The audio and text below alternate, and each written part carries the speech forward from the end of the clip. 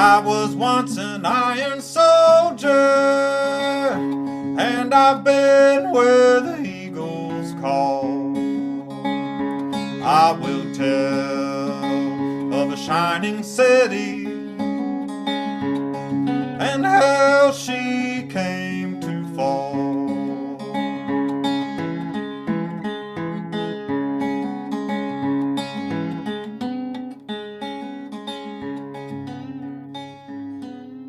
My name is Henry, and I'd like to welcome you to Fortress on a Hill.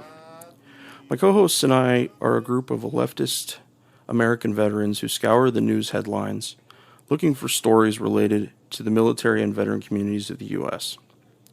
But you're not going to hear most of the typical military tropes here. Here we take those same stories and we clear out some of the cobwebs and bullshit. We ask hard questions of our leaders and demand an end to the militarism that has permeated our society. We have a military budget of $750 billion, 3 times more than China and 7 times more than Russia. While here at home, American infrastructure and domestic policy languish, especially in the era of Donald Trump. However, Big Don is only the latest in a long line of presidential warmongers and bastards. Our country has lost enough to regime change and military operations the world over, operations that, by and large, only take innocent lives, while providing no real protection from threats to our country.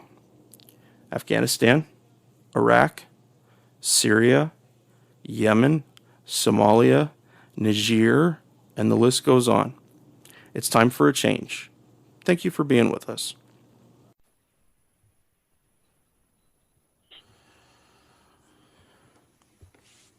Tom Secker, welcome back to Fortress on a Hill. Yeah, great to be talking to you as always. So now we're going to take a little while and talk about Born on the 4th of July, the Oliver Stone film with Tom Cruise. And very different animal than talking about Combat Obscura, but not so different that I don't think there's a lot of good parallels there to discuss. I'd like to start talking about the beginning of the movie, in their initial opening scenes. Ron Kovic is the fellow the movie's based on his book. Ron is playing with some of his friends, as I guess they were like 12 or 13, playing something like that, war games and such. And I thought that was an interesting place to start for a movie like this. You know, that the how far back the seeds of being a hero in uniform, being a hero as a soldier or Marine, really go for Ron. And you know, you can see that determination in him as the beginning of the film kind of wears on. You know, he hears JFK's "What You Can Do for Your Country" speech on TV, and he goes and sees the Marine recruiter who discusses serving your country, very similar to that chaplain that from Combat Obscura, saying that their lives were worth more by having been killed and served as a Marine. You know, there's really that sense of Marines are different, Marines are better, Marines are you know, the few and the proud. He didn't have to say very much to get that across, but I think he did a really good job getting it across. And well, as far as I know, that's all very much based on real things that actually happened. I mean, the whole thing is based on Ron Kovic's book, which is an autobiography. You know, this is pretty much the story. I mean, I think they changed a few things and compressed a bit of stuff, and like they do have to for a movie. But for the most part, this is an accurate retelling of his life, and a very faithful retelling, I think, of his life.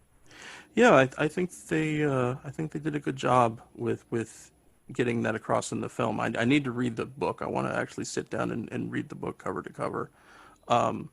It's like you said, you know, the normal things they do with making a screenplay and such.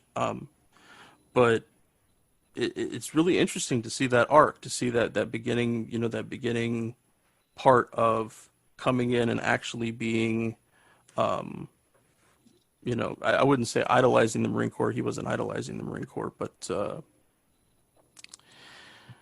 he was feeling really inspired in that way. Yeah.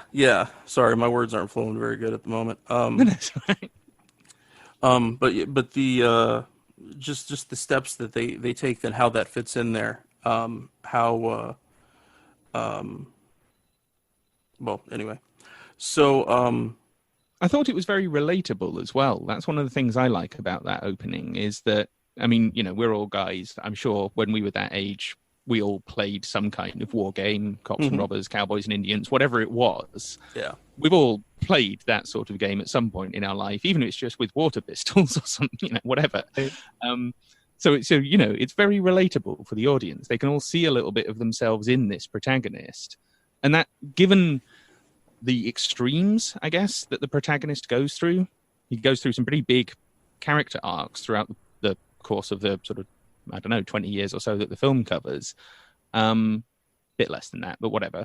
But to make all of that relatable and to set us up to understand this kid and the young man and the ultimately adult that he grows into, I thought that was very effective, because that you have to do that. Otherwise, you might end up being somewhat alienated by this character and the rather extremes of emotion that he goes through.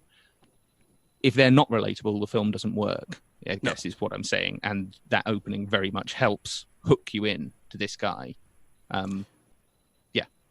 It does. Especially at the time, you know, in which the movie came out, you know, and the audience that they were showing it to, you know, like you think a lot of guys, you know, it's like, oh, this is a war movie, you know, so who's going to be watching it? A bunch of dudes.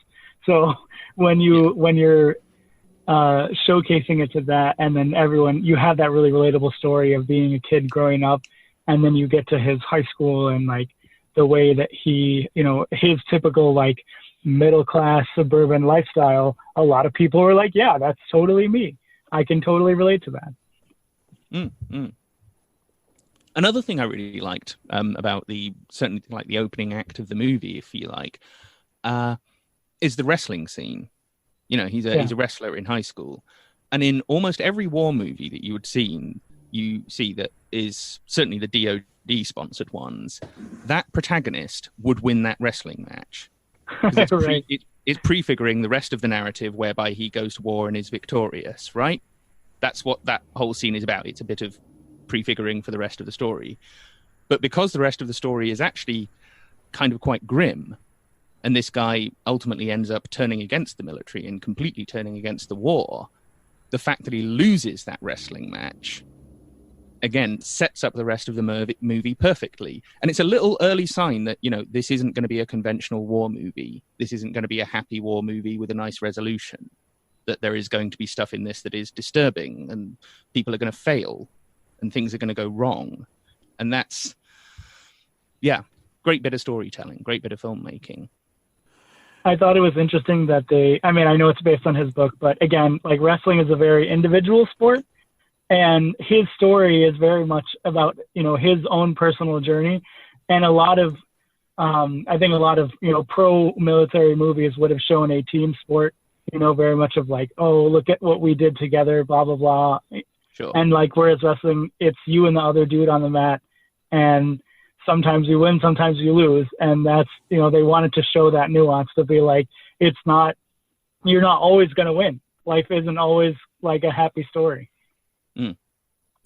And there was that was one of the sticky notes that was in your files, Tom, that mentioned that whoever was reviewing it when they did the initial review, that they made a note about that he should have won that match as far as they were concerned, that the DoD would have wanted that change to be made. And so you can really see them pushing up what you're talking about here, Tom, that they are already setting us up for a letdown, but they're breaking the war movie rules a little bit to do that, which is I think was a great choice on their part. And again, like you said, it's biographical. You know, Ron would not want it to be different from what actually happened with him, because that is what set him up there. Yeah. And it makes you, again, I think it makes the character more relatable and also more likable. The fact that he fails in the wrestling match, or at least he loses. Right. I mean, you can argue whether that's a failure, but you know what I mean. That he's not being presented as this, oh, he's just a sort of natural born winner. Yeah. He is the best of the best, and that's the end of the story, and that's all there is to it. It's like, no, life is much more complex than that, and people are much more complex than that. And this movie is a complicated movie. Emotionally speaking, he goes through a lot of different places in order to end up where he ends up. It's not a straightforward, comfortable narrative at all. So I like the way they subverted that rather classic war movie trope of, you know, he was the captain of the football team or whatever. They kind of threw all that out the window and said, no, that's not how life really is. Let's make a movie about how life really is for these people. And that's what they did. So I wanted to talk a little bit about the actual combat scenes in the movie, and I really liked that they were kept to a minimum. You know, it was a pretty short portion of the movie. I'd say it was under 20 minutes probably. yeah. And that also is that they didn't show anything from Ron's first tour in Vietnam. He served 2 tours, and when you see him, he's already on his second tour, which I thought was an interesting way to look at some, because you know you would think that you would show a little bit from the first tour and kind of give an idea of what he went through, and you know, maybe it doesn't have to be very long, but by, you know, that nothing, Ron didn't specifically notice anything powerful until this moment, and that means that much of the war had already passed by him, and he had been successful in it. He seemed like he was a good leader, strong in what he does, but the reason I bring it up is it reminds me of us losing guys that have been you know, on their 9th, 10th, 11th deployment now in the war on terror, and that sometimes the damage doesn't come till later.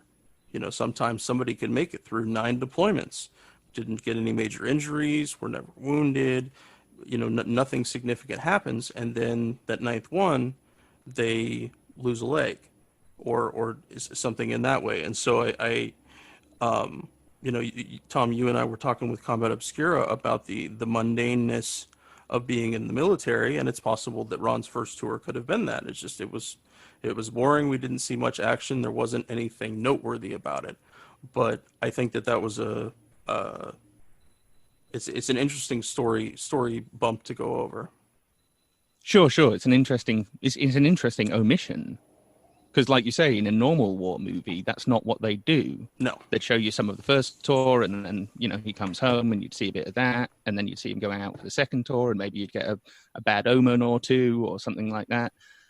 No, they just cut straight to, this is the story we want to tell. This is the moment of significance in his life where everything changed. So let's get to that almost as quickly as we can, because what we actually want to show are the consequences of that unfolding over several years.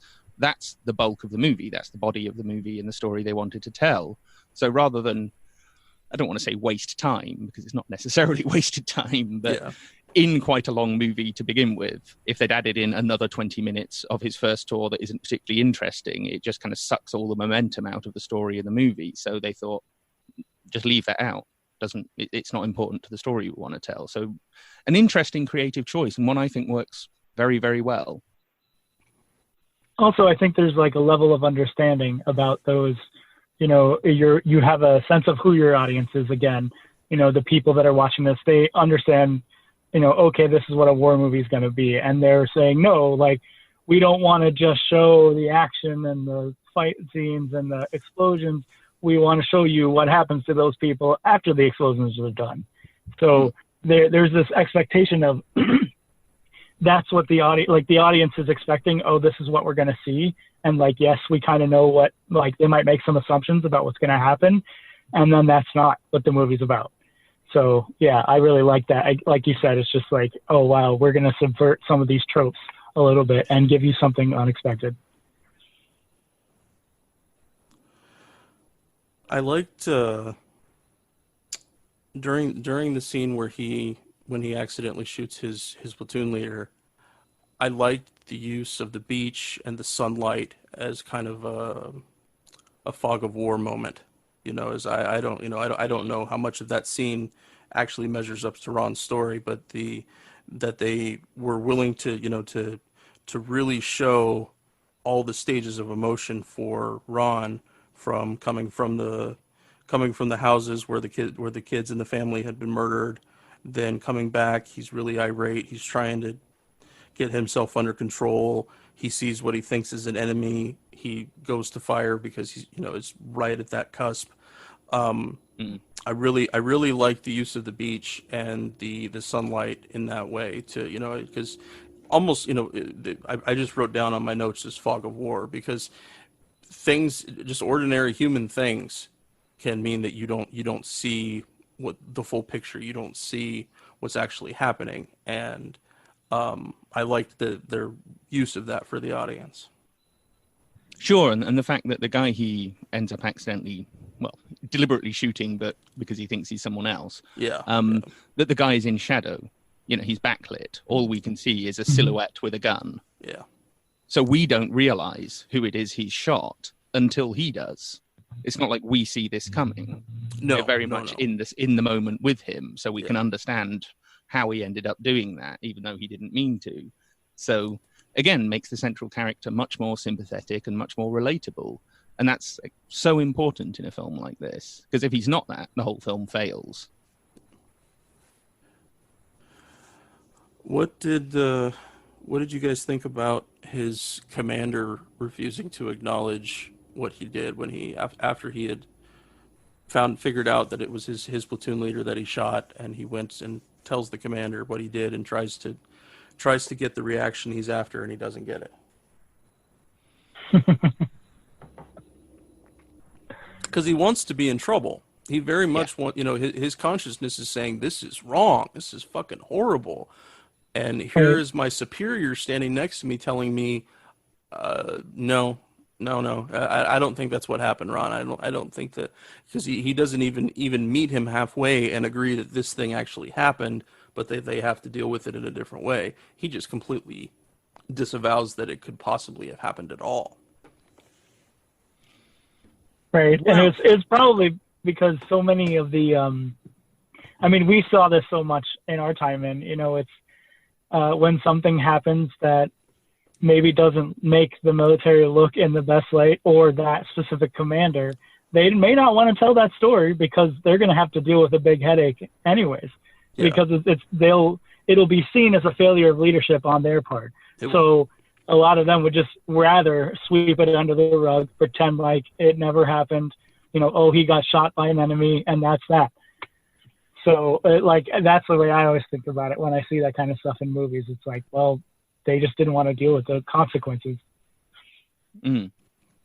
And I think it's a recurring theme in the whole film is the military not wanting to, as an institution, not wanting to deal with the consequences of their own actions and decisions. From the point of view of the entertainment liaison officers, there's a couple of things here. The first is that when this film was originally in development in the late 70s, this was one of the things that the DoD didn't like, that when the film was first trying to be made, they went to the DoD and asked for some help. And this was one of the script elements they basically said, we really want you to change. We don't like this scene of the superior officer, the senior guy, saying, no, let's just cover this up and pretend it didn't happen that way. And I can see why, from their perspective, that they don't like that. But as you guys are saying, surely this happens, not all the time, of course, but you can see how this actually probably happens fairly regularly, that when fucked up things happen and people make horrible mistakes, they don't want to fill in the report saying a horrible mistake was made. It's much easier and more convenient for everyone except for the poor sod who's fired the gun. It's easier for everyone else to just pretend that isn't what happened. So I can see how it happens, how this scenario plays out. But it's quite a powerful moment, because it kind of helps set up what comes afterwards, that the Tom Cruise character is carrying this guilt with him, and that it's never really resolved until right at the end of the film, when he finally manages to sort of admit this, and actually, he goes and visits the guy's family and tells them everything. That without that sense of guilt, we don't necessarily think this guy has got much of a conscience. Whereas the whole point is he does have a conscience. He is actually a good person, a decent person at heart. He may have, you could argue, made the wrong decisions, but he didn't make them out of some sense of wanting power or wanting to be a sort of bad person. He made them out of sort of good intentions. And it's in so many ways a story about how good intentions can go horribly, horribly wrong. And again, it makes you like the guy. It makes you respect him and kind of want to see him succeed. And so it makes it so much more painful to see him struggling so much in the second 2 acts of the movie after he gets paralyzed. It makes all that kind of heartbreaking. I mean, there are some really, really heartbreaking moments in this film, and it's necessary in order to tell the story that they're telling. But it certainly isn't a particularly happy movie. No. But they don't kid you on that. It's not like they set you up to think it's going to be a happy movie. They kind of tell you from the off, it's not going to go that well. This is going to be a hard look at real life rather than a sanitized view of the heroism of war, as so many films are. The other thing I just wanted to bring up is there's a very, very similar scene in the unmade film Fields of Fire, which is also about the Vietnam War and is also based on a book written by a guy who was actually there. James Webb, the guy who actually became Secretary of the Navy for a short while. Very, very similar scene in that, and a very, very similar response from the senior officer. So I think this is something that it seems probably happened fairly often in Vietnam and was swept under the rug as a matter of course, just by habit. That's what they did, because it's come up in a couple of movies. And of course, Fields of Fire was never made because the DoD wouldn't support it, precisely because it contained scenes like this. So it tells you quite a lot about the DoD's priorities and PR objectives and so on. And hence, very brave decision for the screenwriters, Oliver Stone and Ron Kovic himself, who wrote this screenplay, to say, no, we're not going to shy away from that. Why should we shy away from that? This is something that people aren't getting to see and need to see. They need to understand this is what it's really like. So they did that. And it kind of paid off. I mean, some of the people who reviewed the movie and saw the movie didn't like it and, complained and bitched about it. But most people thought this is actually a bloody good film. It won Academy Awards. It was very commercially successful. It was quite widely praised by critics. So I think they took a brave decision and it paid off for them. And they deserve quite a lot of credit for that. Tom, do you think the delay in filming from, late 78 to 88, 89 played a role in that? Yeah, in some ways, because one of the reasons why the project fell apart in the late 70s is that was when Hollywood started making more critical Vietnam War films on a fairly regular basis. You had films like Coming Home and Apocalypse Now, and it seems that the filmmakers looked at those and thought, we don't want to compete directly with them, and so the project got shelved for a while. And I think it meant that because they came back to it some years later, essentially what happened was that Oliver Stone, who'd written the original screenplay but wasn't slated to direct, and this is back when the central character was going to be played by Al Pacino, which would have been interesting. He said to Ron Kovic, if my career takes off and if I'm in a position to make this film in several years' time, and if I have that kind of authority, we will come back to this and we will make this movie. And then after the success of Platoon and Wall Street, obviously at that point, Oliver Stone could almost write his own ticket. And he said, yeah, this is the movie I want to make. So he went back to Ron Kovic and they said, let's, redress the screenplay a little bit and let's make this movie. And I think an extra 10 years of time, the recognition that Vietnam was a horrible war was a lot more of a kind of raw thing to put in a film in the late 70s with another 10 years benefit. Quite a lot of people had started coming around to that view anyway. And I think that's one of the reasons it kind of went down quite well with audiences and critics is they were better prepared for a film like this. They were more accepting of a film like this. So the filmmakers could be that bit braver and that bit more controversial in what they decided to include and focus on. So yeah, I do think that 10-year gap in some ways probably really, really helped the movie. Another little interesting thing is that in the original screenplay, there's an extended sequence when Ron is going through training. He's going through Marine Corps training at Paris Island, much like in Full Metal Jacket. And the DOD had problems with this sequence, especially one scene where some instructors are like punching him in the gut, trying to toughen him up, trying to get him to awaken his inner animal and all of that kind of thing. And they said, oh, no, we don't like the punching scene. You've got to take out the punches. And they did, in order to get access to the real Paris Island and film there, which was what the agreement was going to be. They took that scene out. And I think when they came back to it 10 years later, one of the reasons why they didn't include the training sequence is because they decided we can either make this with DOD support and go to a real training facility and make that sequence very authentic, or we can leave it out and have freedom to write the rest of the screenplay as we want to, knowing that if they did go to the DOD, they'd have to cut out half of the best bits of the movie. So I think that's one of the reasons why there is no training sequence, why we don't really get to see, we sort of see Ron being recruited and then it almost cuts direct to the combat scene. Why there is no in-between section is because they decided to leave that out so that they didn't have to deal with the DOD and their censorious policies. And again, makes for a better movie, much better movie. Absolutely. I commend them for doing that. And especially after seeing the notes that DOD left them, I would want to do the same thing. So kudos that they were able to make it in such an authentic way without having to include DOD. Because, if we think about more modern films, Black Hawk Down could not be portrayed very well without the assistance of the DOD. It wouldn't have made the same film. No. But thankfully here that's not what they were after. So and we got a much better portrayal because of it.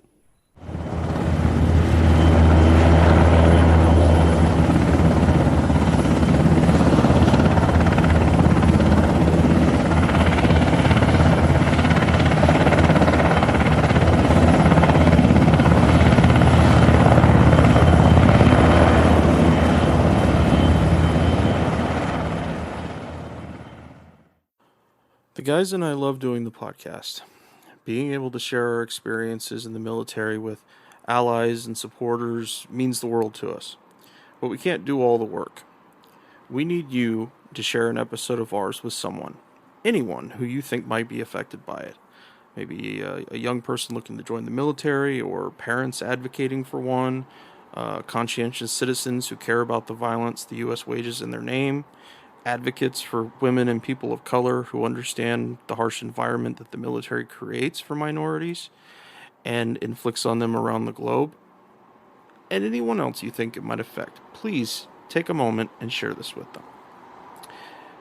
Now, our podcast is supported in a few different ways. First, there's Patreon, where we're very blessed to have an array of wonderful supporters, helping the guys and I pay for some of the podcast expenses. Those who contribute $10 a month or more will be mentioned here as an honorary producer, helping keep you, our listeners, stocked with new episodes. But you don't have to contribute $10 a month to help us. For as little as $1 a month, you can keep us going, paying for hosting and storage fees, transcribing old and new episodes, promoting and expanding the podcast, and more I probably can't think of right now.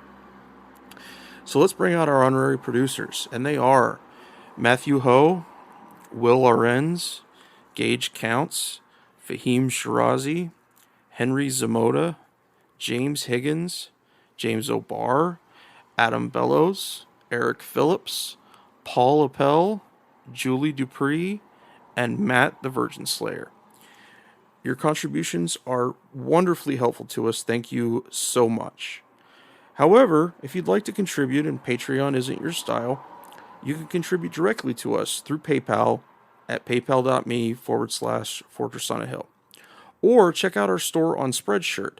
The great Bill Krapinski did a really awesome job making our first shirt, which you can find at shop.spreadshirt.com/Fortress on a Hill. Make sure you check on the site there for promo codes before you order. And now, let's get back to the podcast.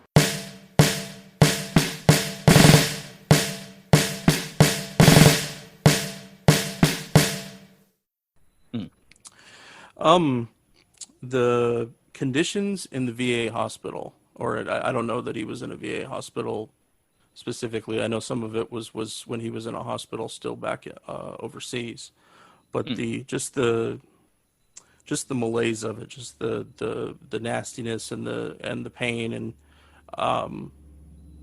it was hard to watch. It was really hard to watch. I mean, I've had my own experiences with being in a hospital as a veteran, but just the hopelessness, and I think it was probably really hard on Ron, but really brave on his part to even include that in the story. The disgust and the not knowing if you're going to get care, and thanking my lucky stars that the VA is much, much better now than it was back then. Oh, sure. Well, and the suffering of the people around him. I mean, that's the thing. Yes. It's not just sort of Ron's experience himself. It's that he's surrounded by other guys going through more or less the same kind of thing. There's very little that's uplifting. There's very little in that whole experience that he can kind of hang on to, that he can see, oh, well, at least the guy next to me isn't so badly off. It's like the guy next to you is in the exact same boat. He's just as depressed and miserable as you are. Yeah. And again, this was something in the original script the DoD didn't like. They said, the squalid conditions and the kind of abusive staff and the incompetence of the whole, VA experience in the hospital. They said, we don't like this. And yet, it's all true. Exactly. It's yet another one of those examples of the DoD just not wanting to stare down the barrel of truth about itself, and wanting to kind of avoid that, and wanting audiences to avoid that. And once more, the filmmakers took a very brave decision, and Ron himself took a very brave decision, because people, you know how it is, when you go to the doctor, you generally don't want to tell people about the fact that you've even been to the doctor, let alone tell them what it's about and all of that kind of stuff. Most people that are very private about that kind of thing, let alone being stuck in a hospital, paralyzed, miserable for months on end. That's not a story most people would have the guts to talk about. And I understand why.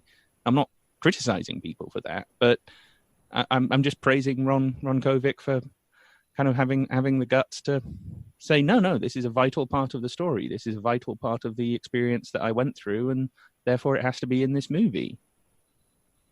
Yeah, because you're seeing his whole transformation from his image of himself as this, Marine, badass dude, to now he's stuck in this bed and he can't, do anything himself. And he has to deal with the mental, challenges that go along with that. And I feel like, for a movie, I feel like they did a really good job of that. You start to feel that, squalid sense of hopelessness of just oh crap, he can't do anything for himself anymore. And yeah, just having to sit in his, and have nothing really to interact with but his own head and the people around him that are dealing with the exact same thing.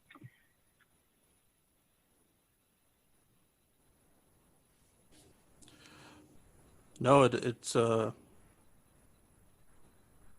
I agree with you, Tom. It's just the courageousness of it is it's hard to find. That most people cling too tightly to the notion of hero in their own story to be willing to step back far enough and let those kind of things out well, and let's face it, men aren't good at admitting weakness, just in general. I mean, some men are, but most of us just aren't.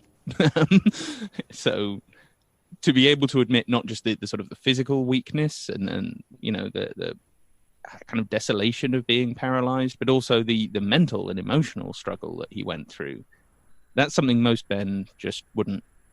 It's something you might tell your wife or someone, but you certainly wouldn't go out in public and start talking about it. No. Well, and he doesn't have he never had, a frame of reference to how to even start to deal with that, right?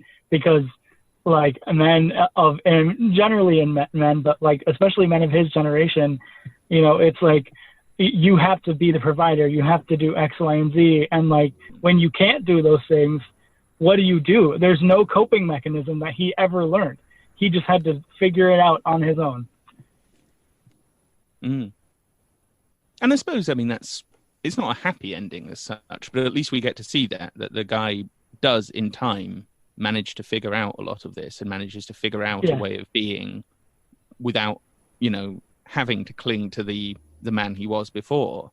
And that's, I mean, I'd be fascinated to read the book because it's probably even more moving than the film is. But again, a lot of praise for this guy for being able to do that, because I think a lot of people, understandably, wouldn't. And therefore, it's not that I guess you shouldn't tell a story about someone struggling and not being able to eventually overcome these things, but it's a better story that he does eventually overcome them. And I guess a story that, aside from in a handful of movies and popular books, most people have just never heard. Yep. A lot of these, particularly in the Vietnam era, a lot of these guys were just kind of swept away and ignored by the press, and they never really got to talk about this stuff. So, no wonder so many of them went on to suffer from very serious mental illness, and sadly, so many of them ended up committing suicide. It's like, well, where else could they go? There wasn't, like you say, there wasn't a framework for him. There wasn't someone standing there telling him, I went through this 10 years ago and this is how you'll get through it. It's just kind of left to ultimately figure it out for himself. And that's tough. We all go through stuff like that in life, and it is really tough. But makes for all the better and all the more important a story to tell is I guess the point I'm making. Absolutely. So I wanted to ask you guys about the family roundtable that they had when Ron first gets home after he's been injured, and he gets home and everybody kind of fawns over him in their different ways, depending on if it's mom or dad or brothers and sisters, and he has a very large family. And something I thought was another brave addition was him being forced to sit at that table and see now that there is a dozen different opinions on him, the war, why he got injured. Everybody has moved off to their specific soapbox, and Ron now has to deal with that. He has to deal with this wide variety of people, seeing him in different ways. And it was the same with when he went to go tell the lieutenant's family that he was responsible for his death, that mom had her own reaction and dad had a similar but different reaction. And I want to say it was younger sister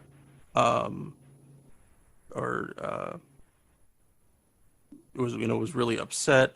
We don't talk very often about how polarizing war is, and how just the discussion of it, and especially the closer it gets to us, if we have relatives or friends that have served or have actually served ourselves. I thought that was a neat addition. It certainly is, because it's the sort of thing that, whether it's war or whether it's something else that's quite polarizing. Obviously, these days, almost everything in politics is deeply polarizing, but certainly war has been for quite a long time, and Vietnam especially so. And that shift in atmosphere from the cheerleaders and the parades and everything that we see at the opening of the film, and it's sort of the early period of the Vietnam War where it's all, we're going to go in there and we're going to win and we're going to be victorious. And then after a few years, people started to realize maybe we're not. Maybe this is just going to be a grinding war that accomplishes nothing except killing and injuring and causing suffering.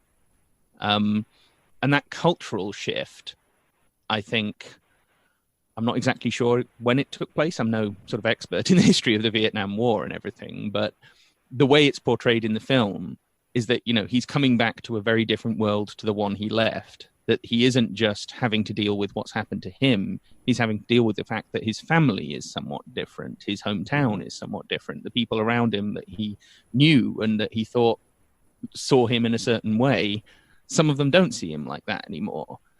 And, there's that bit when he first gets home and everyone's sort of crowding around and saying, oh, you look so great. You look really good. And you kind of get this feeling that they're being a little bit condescending. Yeah. And it's like, he's in a wheelchair. He doesn't look that great, to be honest. He doesn't, he's alive and sort of halfway healthy, but he's not looking his best for certain. And then that, fades away very quickly. And he realizes there's now a kind of dark underbelly to his whole home life and his hometown situation that wasn't there before, and that he now has that to deal with on top of everything else. And Abby Hoffman was a consultant on this film. Do you know about that? Mm-hmm. Yeah. On the whole sort of, the anti-war aspect of the movie that very much dominates the final act, the final third of the film.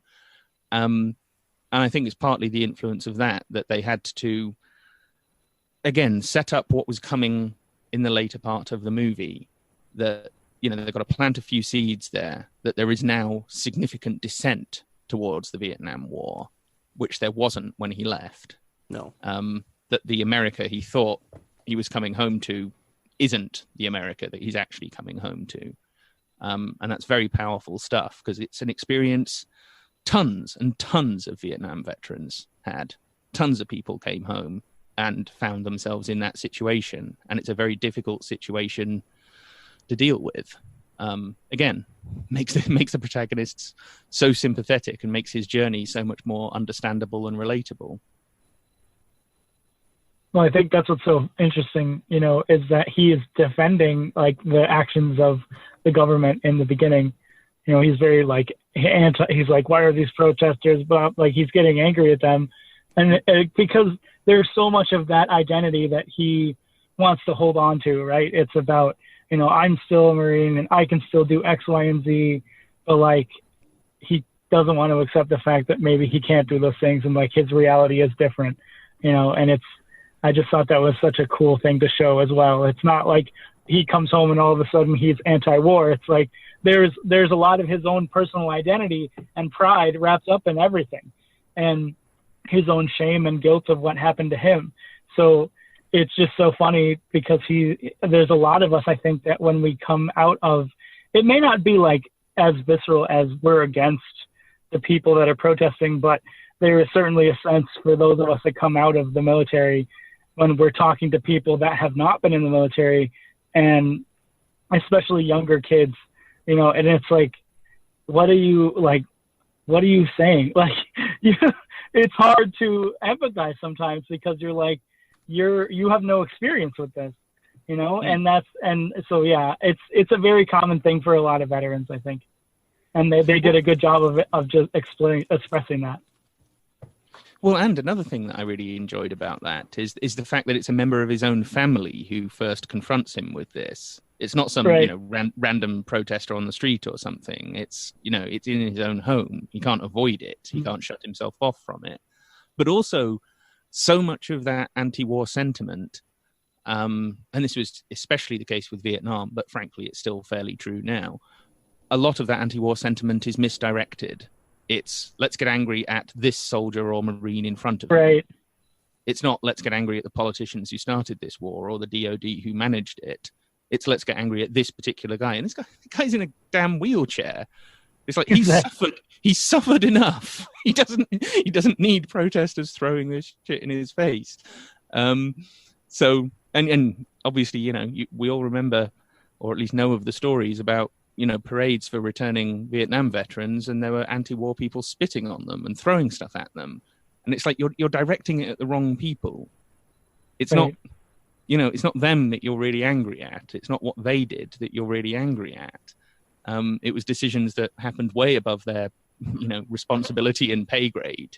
So getting angry at the poor sod on the ground who actually spent, months wandering around some Vietnamese jungle, getting bitten by mosquitoes and being sold heroin and all the rest of it, it's just the wrong person. You don't get angry at them because it doesn't accomplish very much, and it just generates further hostility and division and alienates people from one another. And I mean, this is exactly what you're talking about, right? Especially with kids, is that they think, oh, the person I need to be angry at is that person who was in a uniform, because that's the person I've got access to. That's the outlet I have for directing my frustration and sadness about this war. But that's not where people should be directing it. It really isn't. And his contact with his family getting home, that may have been his mother's first time dealing with somebody in a condition like Ron was. But yet, like you mentioned, that it's the easy target. We're trying to figure out, everybody wants something to blame for whatever it is that ails them. In family, here comes Ron home, and he was supposed to bring us honor and glory and whatever other words you want to throw in there as far as being a Marine, and now he's in a wheelchair and is a disabled eyesore, so to speak.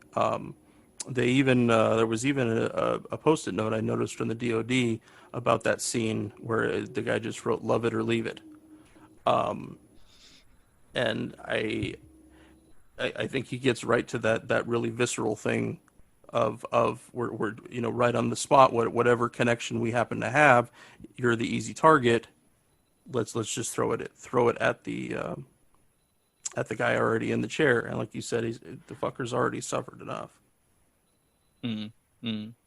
Well, another thing that I actually, one of the interesting things in the DoD file is their not just their comments on the script in terms of what they wanted changed, but just their summary of the story. And they hit upon, in some ways, the essence of this second act of the movie, is that he returns home to a bunch of people who've kind of, mostly done quite well out of this war. A lot of them are rich, or at least, reasonably successful in their lives.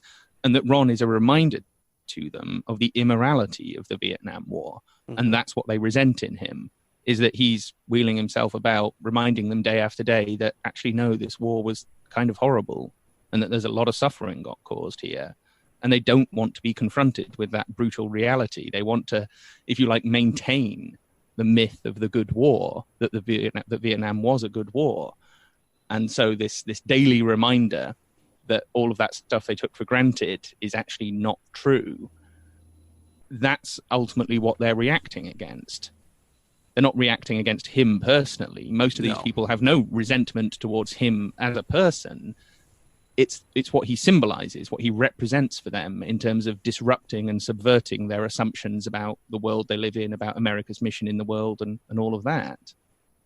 And I thought, these people at the DoD Entertainment Liaison Offices aren't stupid. They understood what the movie was saying and what it was doing. They're just kind of, they didn't like it, so they tried to censor it. No, the post-it notes reminded me of somebody, an asshole writing in your high school yearbook, not so much somebody from the military actually making notes about this reality of a paraplegic veteran. He's beating his head against the desk so hard over, the normal things, like I was talking about, that Ron losing his match is something that they didn't care for, that they wanted him to win, that we're all winners, and, it's never, any hatred that he has is not specific towards the service. It's past that, that they seem like they were okay for him to go past the Marine Corps, but if he was angry at all at the Marine Corps, that was something they were going to take issue with. Yeah. Very much so. No, totally. When you look at these post-it notes on the draft pages of the script, it's almost like the guy's trolling the script writers. Yeah. It's almost like he's sort of finding something to kind of sarcastically put down in this script, and just to sort of try and be sort of kind of an asshole, really. Yeah. And it's like, you do realize this is based on a real guy's real life, that this isn't something that Oliver Stone dreamt up because he's some lefty whatever. This is based on a real story. Most of this actually happened the way it's depicted. And they're like, oh, no. We don't care for that. Well, it really happened, so screw you. Yep, too bad for them.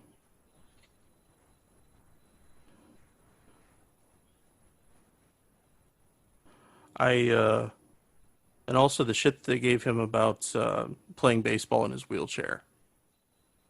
I thought that was really, really low and cold of them to, all the notes said. I think it was baseball in a wheelchair, ? Yeah.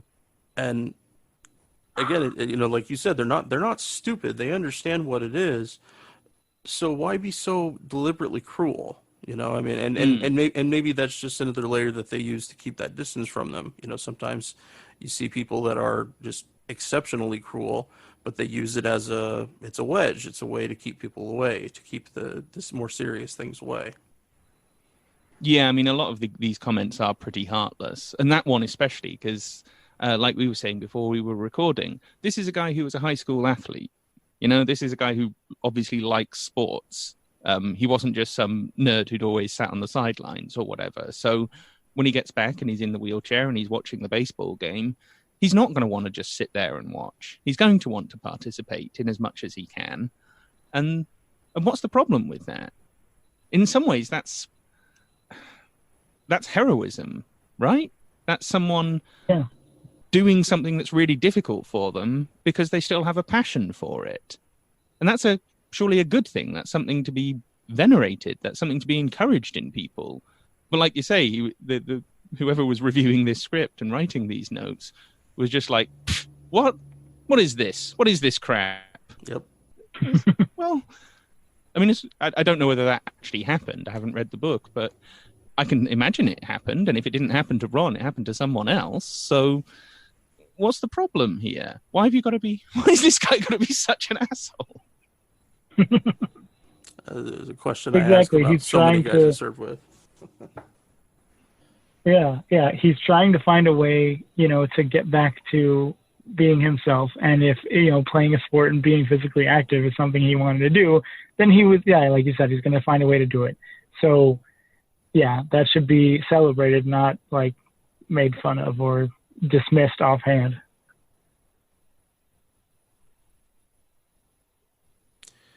Yeah, it's reading through the Post-its, it just reminded me about how much masculinity and often toxic masculinity is what rules the military. That each of these points were just hit it hard on a very toxic notion that if you served, you see it every day. A twisting of what men are capable of and of what they value. But it does. It rules the day. Is that the biggest, strongest guy is seen as the coolest. The weak guys, no matter for what reason they're weak, whether they're like people like Ron, or even people that have temporary injuries. You broke your leg doing some kind of training, and the guys give you shit for it until the moment your cast comes off, because that's just the low hanging fruit. But the culture of the military is very much wrapped around that idea.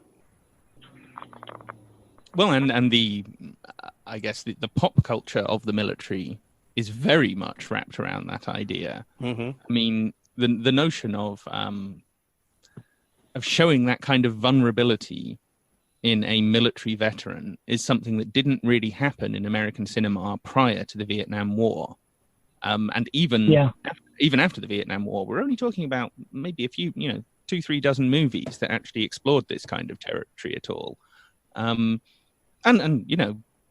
it's great that we have those films. It's great that we have those stories. It's great that people now have some degree of recognition of that fact. But nonetheless, it wasn't like the lights suddenly went on in Hollywood that, actually, we've been kind of mistelling the story of war for our entire history. And this film does it as well as any that I can think of, and certainly does it in a way that's very touching and powerful and very human and humane. And like you say about that sort of that toxic form of masculinity, I mean, in some ways, there should be a movie called Toxic Masculinity, which sends up that whole notion of that's what it is to be a man, that's what it is to be male, because it doesn't serve. I mean, it doesn't serve men, it doesn't serve women. It doesn't really serve anyone except those who want to brutalize and dominate and extend their power and manifest their power around the world. It doesn't really suit the actual guys on the ground. Like you say, it's kind of, if you break your leg in training and you're getting shit about it for weeks, that's not a very pleasant thing to go through. No. I mean, it's not the worst thing to go through, but it's sort of, that's not really a behavior that should be encouraged, and certainly not something that should be sort of respected and glamorized in the way that so many war movies do. And certainly when you read through the file on how they tried to mess with this film, that comes through so clearly, that lack of sympathy, that lack of empathy, that lack of being able to see men and veterans, military veterans especially, as something other than the stereotype. When, of course, all of these people are human. They're as diverse and different as humans anywhere else in the world. So telling a few of those other stories and at least opening the door to being able to empathize with someone who doesn't conform to that stereotype of masculinity is a powerful and important thing for a film to do. And I think that's partly why the film resonated so much with people, is because they just hadn't seen very much of this before. That a lot of people probably deep down knew that this image of the great American fighting man isn't a very accurate or sort of representative image of very many of the people actually doing the fighting. And so to now make it sayable and make it recognizable, I think is important and a brave and good thing for a filmmaker to do.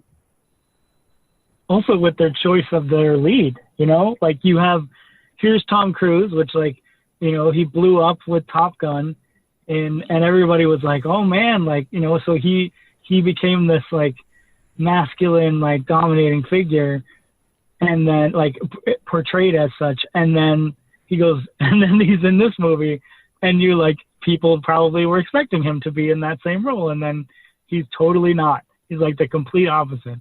And I love that so much that they chose him and that he accepted the role. Mm. Well, sure. I mean, Oliver Stone, I think, was initially a bit skeptical about Tom Cruise because he felt, he looked at Top Gun, and I think Oliver Stone once described Top Gun as a fascist movie, which is perhaps a bit of an exaggeration, but it's certainly, it is a very, very pro-militaristic movie. But I think what he then realized was actually, no, he is in some ways the perfect person to play this role because people won't be expecting it. People will be expecting the pretty boy Tom Cruise, the glamorous Tom Cruise that people like and fancy and, want to sleep with, whatever. And what they actually ended up with was this, guy with he's got the mullet hair and the ratty little mustache, and he doesn't even really look like Tom Cruise for most of the film. He doesn't have that, sexiness and what have you that it makes Tom Cruise appealing to a lot of people. And so he took, I think in his words, this young guy who seemed to have it all and turned him into a story of a man who lost it all. And that's powerful stuff because, again, people just aren't expecting it. And I would have been very interested to see what this film would have been like if Al Pacino had played that role instead of Tom Cruise. I have a feeling Al Pacino might have got a bit carried away because he usually does get a bit carried away. So it would have been quite a different movie. But nonetheless, I think, Tom Cruise was, at that point in time, as good a casting decision as they possibly could have made. And to be honest, most of the rest of the cast are really good. I think the Willem Dafoe character, I always liked Willem Dafoe as an actor, and obviously Platoon, that's probably how he ended up in this film, was his connection from there. But he doesn't play a huge role. He doesn't have a lot of lines or anything in this film, but he plays a critical role in the story. And he's, in some ways, a counterpoint, a sort of mirror image of Ron, and makes Ron realize that he's kind of on the wrong track here, that if he carries on down this road, he's going to end up like that guy, and he doesn't want to be that guy. So that's sort of where he starts to find the strength within himself to be someone different and to not let his suffering overcome him. And again, powerful stuff, and stuff that I know a lot of people can't necessarily relate to the being paralyzed and being in a wheelchair, but we can all relate to suffering. So, right. Yeah. We're on Twitter at Fortress on a Hill, and also at Facebook.com at Fortress on a Hill. You can find our main blog page and our full collection of episodes at www.fortressonahill.com. iTunes, Stitcher, Google Podcasts, Patreon, Spotify. You name it, almost anywhere you listen, we're already waiting for you. And hey, we're always in the market for more Patreon supporters. Please consider becoming a patron at patreon.com. And if you're not into giving us a monthly payment, think about giving us a couple bucks on PayPal. The link is in the show notes. Skepticism is one's best armor. Never forget it. We'll see you next time. and listen to my song. I hope you'll pay attention. I will not detain